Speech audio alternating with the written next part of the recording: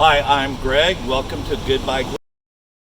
Saying goodbye to gluten does not mean saying goodbye to great food and great taste. So please like this video, share it with friends, and subscribe to our channel. Okay, I am here with my extended family tonight in Kent, Ohio, just shy of Kent State University.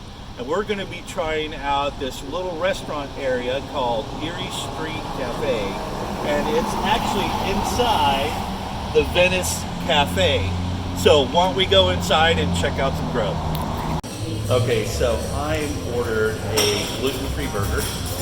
Has super soft gluten-free bun. I mean, the meat looks incredible.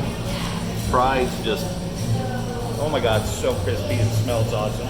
The rest of my family's ordered chicken, grilled cheese, shrimp. All this is like gluten-free or can be gluten-free. This is the place to come down and get some food. Okay, so when you're down here in Kent, Ohio, make sure that you check out Erie St Kitchen.